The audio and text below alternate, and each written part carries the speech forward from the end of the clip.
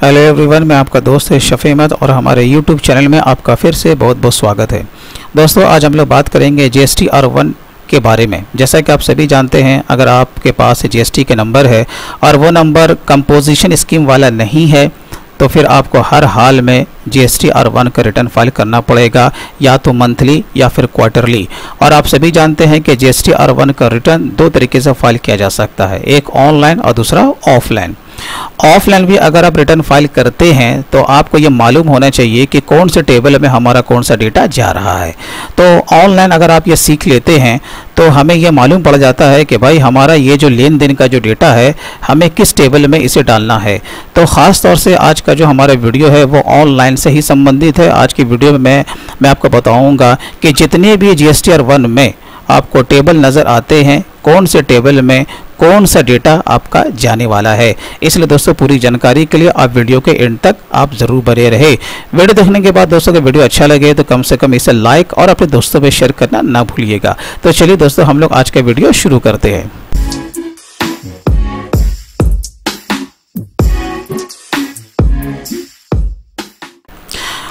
बहुत ही सिंपल है। सबसे पहले आपको अपने लॉगिन आईडी एंड पासवर्ड से आपको लॉगिन कर लेना है। उसके बाद आपको डैशबोर्ड पे जाना है। यहाँ पर आपको मिलेगा फाइल रिटर्न्स, फाइनेंशियल ईयर आपको यहाँ पर से सेलेक्ट करना है। देन क्वार्टर, अभी हमारा फर्स्ट क्वार्टर ही चल रहा है और यहाँ पर जैसे कि हमारा मंथली है तो हम लोग यहाँ पर मंथली चूज़ करेंगे और यहाँ पर सर्च पे क्लिक कर देंगे।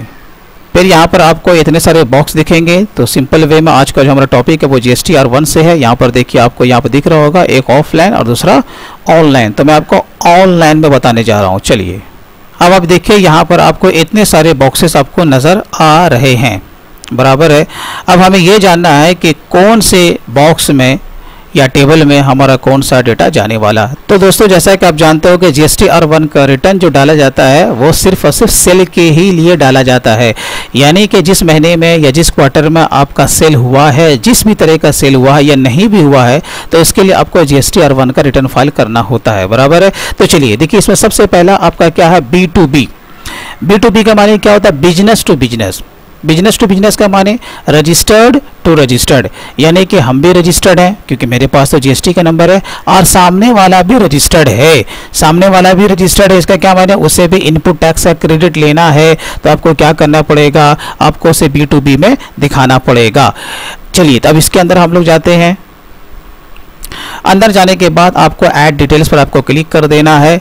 जैसे आप क्लिक करते हैं तो यहाँ पर आप देखिए, यहाँ पर क्या पूछ रहा है, रिसीवर GSTIN या UIN नंबर।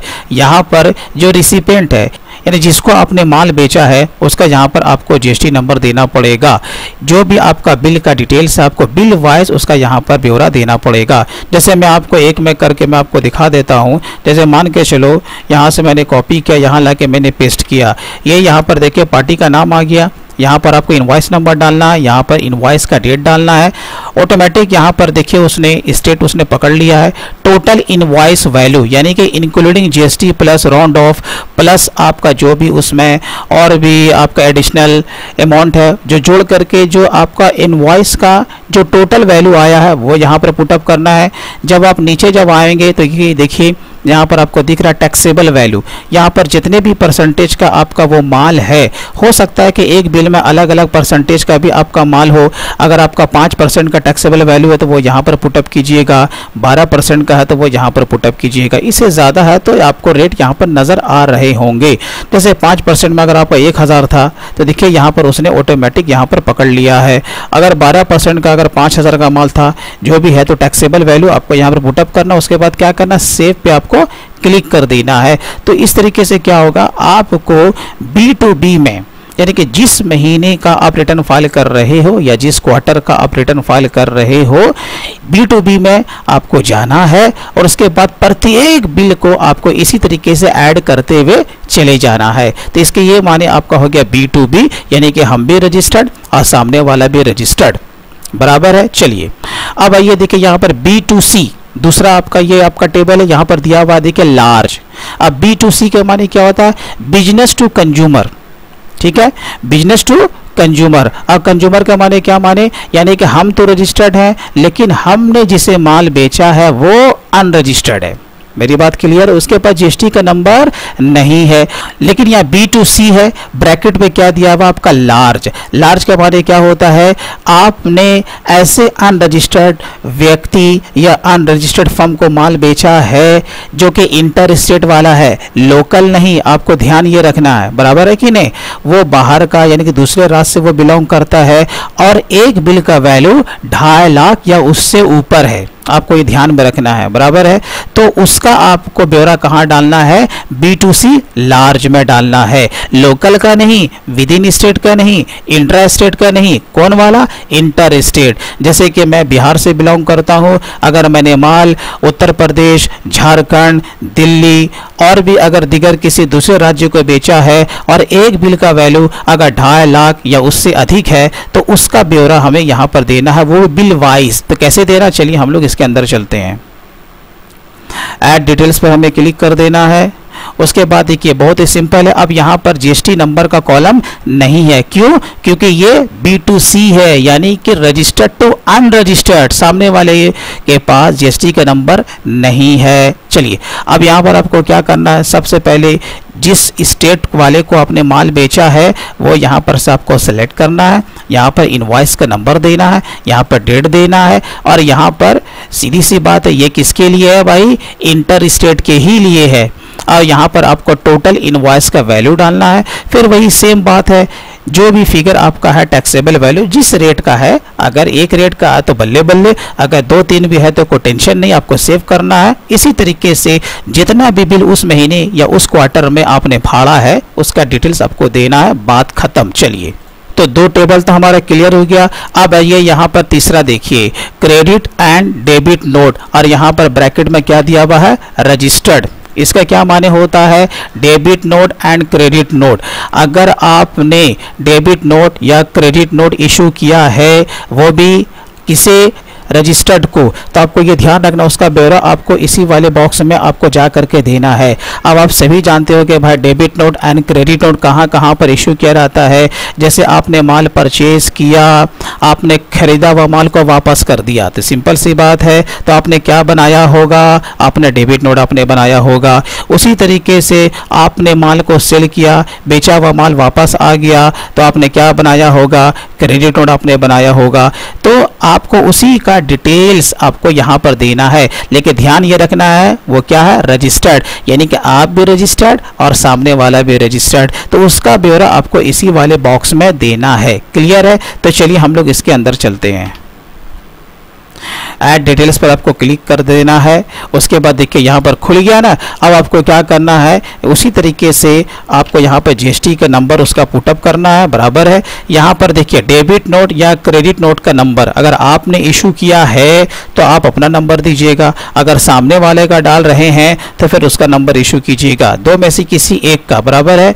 उसी तरीके से डेबिट नोट या क्रेडिट नोट का आपको यहाँ पर डेट डालना। अब यहाँ पर देखिए नोट टाइप, आपको ये ध्यान रखना है कि आप डेबिट नोट का यहाँ पर डिटेल्स दे रहे हैं या फिर क्रेडिट नोट का।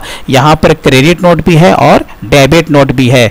अगर आप 2 में से कोई एक दे रहे हैं तो सिंपल सी बात है भैया, दोनों तो सिलेक्ट होगा नहीं, 2 में से कोई एक होगा, या तो डेबिट नोट या फिर क्रेडिट नोट। क्लियर है? आप इसे यहाँ पर से सेलेक्ट कीजिएगा। यहाँ पर नोट वैल्यू, यानी कि जो भी नोट का आप यहाँ पर डिटेल्स आप दे रहे हो ना, उसका टोटल वैल्यू, जैसे इनवॉइस का वैल्यू आपने कैसे डाला था? टोटल टैक्सेबल वैल्यू प्लस उसमें कितना SGST, CGST या IGST है, प्लस उसमें जो भी एडिशनल चार्जेस है, प्लस राउंड ऑफ करके जो फिगर आया उसी को कहते हैं हम लोग टोटल वैल्यू। तो यहाँ पर आपका नोट वैल्यू दिया हुआ, बोले तो टोटल वैल्यू वो डाल दीजिएगा। उसके बाद आइए टैक्सेबल वैल्यू कितना कितना कौन कौन से रेट का था। बहुत ही सिंपल है, एक ही तरह का सब कुछ रिपीट है। एक बार अगर आप समझ गए तो फिर आपको हर चीज़ को उतना डिटेल्स में जानने की ज़रूरत नहीं है। क्लियर है? तो इससे आपको क्या करना, सेव कर देना है। और अगर दूसरा रहेगा, तीसरा रहेगा, तो आपको ऐड डिटेल्स पर क्लिक करते जाना है और आपको करते चले जाना है। क्लियर है? चलिए हम लोग बैक करते हैं।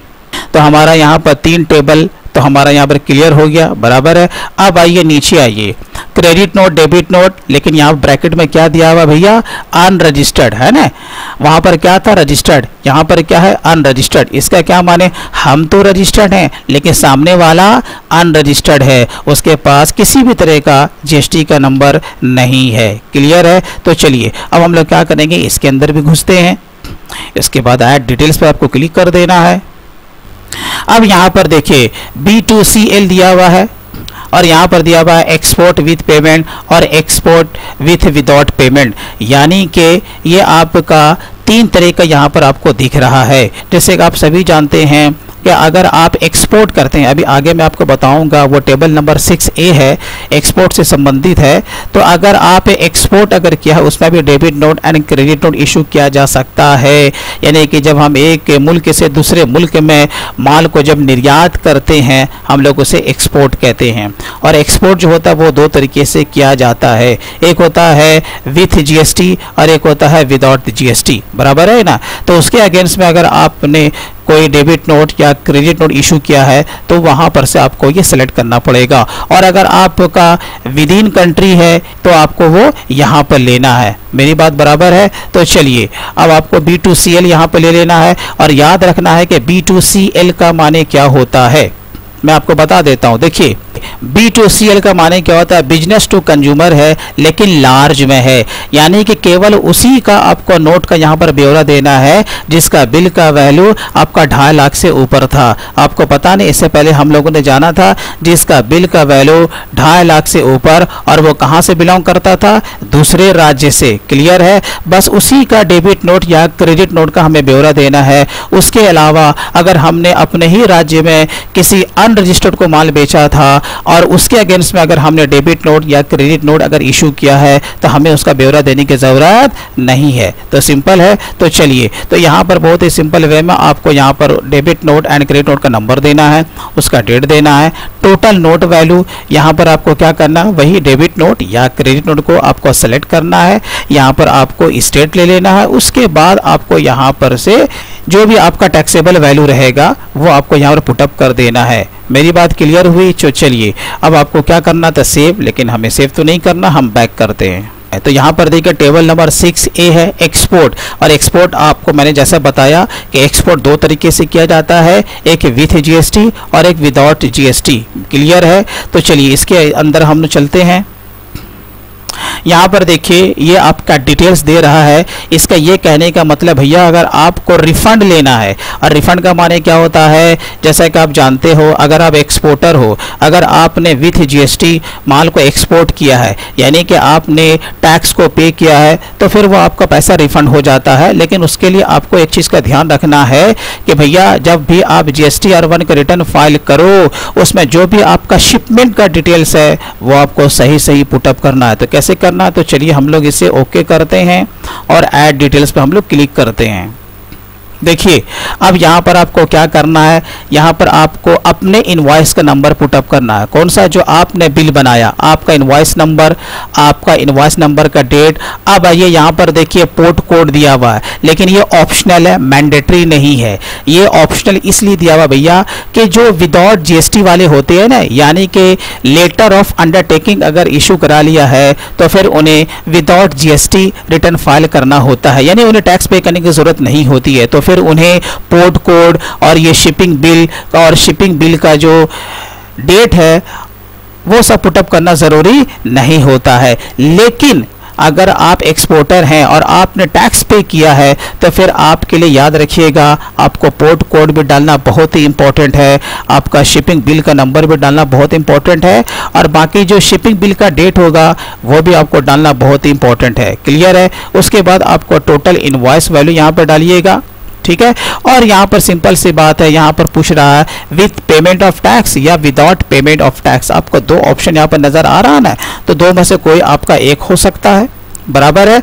लेकिन मैं फिर आपको रिपीट कर रहा हूँ, यहाँ पर आपको एक चीज़ का ध्यान रखना, अगर आपको रिफंड लेना है, अगर आपने जीएसटी पे किया है तो फिर आपको port code, shipping bill number और शिपिंग बिल का जो डेट है वो आपको ज़रूर पुटअप करना है, ये आपको ध्यान में रखना है। और ये डिटेल्स आपको कहाँ से मिलेगा, तो सीधी सी बात है, जब आपने माल एक्सपोर्ट किया होगा जो भी आपके कुरियर एजेंसी है उससे आपको क्या मिलेगा, एक पूरा शिपिंग का एक पूरा इनवॉइस मिलेगा, उसमें सारा कुछ, उसमें शिपिंग का डेट वगैरह सब कुछ दिया रहता है। आप उसको देखिए और देख करके इसको आप पुटअप कीजिए। जिस भी रेट का आपका माल था यहाँ पर आपको टैक्सेबल वैल्यू डाल देना, देन आपको सेव करना। इसी तरीके से आपका जिस महीने में या जिस क्वार्टर में जितना भी आपका इनवॉइस इशू हुआ है 1 2 3 4 5 6 7 8 9 10, वो आपको एक एक करके पुटअप कर देना है। क्लियर है? तो चलिए हम लोग आगे चलते हैं। अब उसके बाद आइए टेबल नंबर 9A क्या बोलता है, अमेंडेड B2B इनवॉइस। जैसा कि आप जानते हो कि अगर आपने पहले रिटर्न फाइल कर दिया, बराबर है, उसमें कोई त्रुटि हो गई थी, क्या हो गई थी, गलती हो गई थी, लेकिन किसमें हुई थी, B2B, बोले तो business to business, registered to registered, ये ऊपर वाला है ना। आपने जो यहाँ पर जो पिछले में जो रिटर्न फाइल किया था, आप में उसमें गलती हो गई थी, बराबर है। अगर आप उसको सुधार करना चाहते हैं तो बाद के रिटर्न में आप उसे सुधार कर सकते हैं। तो आपको कहाँ आना पड़ेगा, टेबल नंबर 9A, बोले तो अमेंडेड B2B इनवॉइस। आप भी रजिस्टर्ड, सामने वाला भी रजिस्टर्ड। तो चलिए हम लोग इसके अंदर चलते हैं। अब सिंपल सी बात है, जिस फाइनेंशियल ईयर में आपको एडिट करना है वो आपको यहाँ पर ले लेना है। जैसे कि मैंने यहाँ पर ले लिया 2021, और जो इनवॉइस नंबर था वो आपको इनवॉइस नंबर यहाँ पर से पुटअप कर देना है। क्लियर है? तो जब इनवॉइस नंबर पुटअप कीजिएगा तो फिर वो आपका इनवॉइस का पूरा डेटा यहाँ पर से खुल जाएगा। उसमें जो भी आपको एडिट करना है, इनवॉइस का नंबर, इनवॉइस का डेट, उसका अमाउंट, जो कुछ भी एडिट करना है आप उसको एडिट कर सकते हैं। क्लियर है? तो चलिए अब इसके बाद हमारा क्या है, वही टेबल नंबर 9A है, लेकिन अमेंडेड B2C लार्ज इनवॉइस। अभी क्या बोल रहा है, B2C लार्ज। अभी मैंने आपको ऊपर मैंने बताया था ना, B2C लार्ज यानी कि इंटर स्टेट वाला, और एक बिल का वैल्यू कितना है, 2.5 लाख या उससे ज़्यादा है। अगर उसमें कोई त्रुटि हुई थी तो आप अंदर जा करके उसे अमेंडमेंट कर सकते हैं, यानी कि छेड़छाड़ जो भी करना है आप इसके अंदर जाइए और कीजिए। तो चलिए अब इसी तरीके से आपका क्या 9A टेबल में अमेंडेड एक्सपोर्ट इनवॉइस। सिंपल सी बात है, हमने जो माल भी एक्सपोर्ट किया, पिछले रिटर्न में कुछ हमसे गलती हो गई थी, बाद में अगर उस इनवॉइस में रेक्टिफाई करना है तो बाद के रिटर्न में पिछले में जो गलती हुई थी हम बाद वाले रिटर्न में हम उस गलती को सुधार सकते हैं। तो ये भी आपका हो जाएगा, वो बहुत ही सिंपल है। इसी तरीके से आपका आ रहा amended credit debit note registered. अगर आपने debit note and credit note, जो यहाँ पर ऊपर हमने यहाँ पर डिटेल्स दिया था, किसे, रजिस्टर्ड को, यानी कि हम तो रजिस्टर्ड है ही, सामने वाला भी रजिस्टर्ड था, तो पिछले में जो हमने नोट का जो ब्यौरा दिया था इसमें गलती हो गई, तो बाद के वाले रिटर्न में हम लोग यहाँ आकर के उसे एडिट कर सकते हैं। क्लियर है? चलिए अब यहाँ पर आपका क्या है, उसी तरीके से debit note and credit note है, उसमें भी आपको छेड़छाड़ अगर करना, कुछ एडिट करना है, किससे रिलेटेड है, वो अनरजिस्टर्ड से रिलेटेड है। जो पिछले में गलती हो गई थी हम बाद वाले रिटर्न में हम उस गलती का सुधार कर सकते हैं। क्लियर है? चलिए यहाँ तक तो मेरे ख्याल से आपको बिल्कुल समझ में आ चुका होगा। अब आप देखिए, अब यहाँ पर आपका दिया हुआ नीचे B2C, लेकिन यहाँ पर दिया हुआ है अदर्स, और ऊपर में देखिएगा जो हमने आपको पहले बताया B2C वही है, लेकिन यहाँ पर लार्ज है। दोनों में फर्क है ना। इसमें क्या था, इंटर स्टेट वाला, और प्रत्येक बिल का ब्यौरा देना है, और उस बिल का आपका ब्यौरा देना है कि जिसका के वैल्यू 2.5 लाख से ज़्यादा है। तो इससे क्या पता चला, माल तो इंटर स्टेट भी बेचेंगे लेकिन 2.5 लाख से नीचे होगा तो हम यहाँ इसका ब्यौरा नहीं देंगे। तो कहाँ देंगे भैया, यहाँ देंगे। मेरी बात क्लियर हुई ना। ये B2C जो अदर्स है, हम लोग क्या करेंगे, लोकल भी देंगे और इंटर स्टेट भी देंगे। लोकल जितना होगा हम उसका ब्यौरा देंगे, और हर राज्य में जितना होगा हम उसका ब्यौरा देंगे, लेकिन जो दूसरे राज्य का जो होगा उसका बिल का वैल्यू 2.5 लाख से कम होना चाहिए। बराबर है? तो चलिए हम लोग इसके अंदर चलते हैं। ऐड डिटेल्स पर आप क्लिक कीजिएगा। अब यहाँ पर देखिए आपको क्या करना है, जो भी स्टेट है वो स्टेट को आपको सेलेक्ट कर लेना। जैसे मैंने दिल्ली ले लिया। टैक्सेबल वैल्यू आपको यह ध्यान रखना है कि यहाँ पर बिल वाइज डिटेल्स नहीं देना है। तो जितना भी आपका टोटल जो माल का जो वैल्यू है, जो आपने अनरजिस्टर्ड को सेल किया है, चाहे वो लोकल हो या दूसरे राज्य में हो, आपको ध्यान ये रखना है बिल का वैल्यू 2.5 लाख से कम होना चाहिए। तो आपको क्या करना है, जितना बिल है सबको जोड़ लीजिए। लोकल और प्लस बाहर का, जितने भी राज्य है सबको अलग अलग जोड़ लीजिए। अगर दिल्ली में टोटल टैक्सेबल वैल्यू जितना आता है वो यहाँ पर पुट अप कीजिए। यहाँ पर से आपको क्या करना है, रेट को आपको सेलेक्ट करना है। आपका जो भी है आप यहाँ पर से रेट को लीजिए और काम को खत्म कीजिए। यहाँ पर सेव कीजिएगा, फिर अगेन ऐड डिटेल्स पे क्लिक कीजिएगा। फिर यहाँ पर से आपको क्या लेना है, उसी तरीके से दूसरा स्टेट को अगर आपने किया है तो दूसरा स्टेट लेंगे, और अगर लोकल किया है तो हम बिहार लेंगे। सिंपल सी बात है, हम बिहार लेंगे, टैक्सेबल वैल्यू लेंगे और यहाँ पर रेट को सिलेक्ट करेंगे, काम खत्म करेंगे। और एक चीज मैं आपको और मैं बता दूं, अगर आपका कोई लेन देन नहीं हुआ है, यानी जिस महीने जिस क्वार्टर का आप रिटर्न फाइल करने जा रहे हो आपने कोई माल सेल किया ही नहीं, देखिए फिर भी आपको GSTR 1 का रिटर्न फाइल तो करना है। उसे क्या कहते हैं, नील रिटर्न। जैसे कि मैं बिहारी बाबू हूं तो मैं क्या करूंगा, नील रिटर्न डालूंगा, यहाँ पर 00 डालूंगा और यहाँ पर मैं क्या करूंगा, वो रेट जो भी मेरा माल का वैल्यू था, जो भी माल का वैल्यू था लेकिन माल सेल नहीं हुआ 5% का था, तो मेरा काम क्या होगा, यहाँ पर हम 0 डालेंगे, टैब मारेंगे और हम आगे बढ़ जाएंगे। ठीक है, और यहाँ पर सेव करेंगे तो हमारा नील रिटर्न फाइल हो जाएगा। क्लियर है? तो चलिए हम लोग टमटम को और आगे बढ़ाते हैं, करते हैं बैक। तो यहाँ तक तो समझ में आ चुका होगा। अब आइए यहाँ पर देखिए क्या दिया हुआ, नील रेटेड सप्लाई। क्लियर है? अब हम लोग इसके अंदर चलते हैं। देखिए अब यहाँ पर आपका 4 ऑप्शन आपको नजर आ रहा है भैया, एक है नील रेटेड, एक है एग्जेम्प्टेड और एक है नॉन GST। अब यहाँ पर देखिए आपको 4 ऑप्शन आपको यहाँ पर नजर आ रहा है। पहला वाला आपका क्या बोल रहा है, इंट्रा स्टेट। और इंट्रा स्टेट का माने क्या होता है, अपने ही राज्य के अंतर्गत intra state supply to registered person, यानी कि माल आपका 3 तरह का है, बराबर है, नील रेटेड भी है, एग्जेम्प्टेड भी है और नॉन GST भी है, या तीनों में से कोई भी एक हो सकता है। और आपने कहाँ बेचा है, लोकल में, लेकिन किसको बेचा है भैया, रजिस्टर्ड पर्सन को। तो आपको ये वाले कॉलम में आपको उसका ब्यौरा देना पड़ेगा। क्लियर है? आइए यहाँ फिर आपका क्या दिया हुआ है, इंट्रा स्टेट बोले तो लोकल, और क्या कर रहा है, अनरजिस्टर्ड पर्सन, यानी उस तीनों में से हमने जो माल बेचा है किसको बेचा है, अनरजिस्टर्ड को बेचा है। तो फिर आपको इस तीनों में से किसी एक में, या 3 तरह का अगर आपका माल था, नील भी था, एग्जेम्प्टेड भी था और नॉन GST भी था, तो आपको क्या करना है, एक एक करके आपको सारे कॉलम में वो आपको फिगर आपको डालना पड़ेगा। तो आपको ध्यान ये रखना है कि आपको यहाँ पर क्या करना है, आपको टैक्सेबल वैल्यू ही डालना है यहाँ पे, बराबर है ना। क्योंकि क्या होता है कि हम लोग जब बिल बनाते हैं उसमें हमारा एडिशनल फिगर भी तो कुछ होता है ना, कि हमने कोरियर का चार्जेस जोड़ दिया, कुछ और भी चार्जेस जोड़ दिया, राउंड ऑफ कर दिया।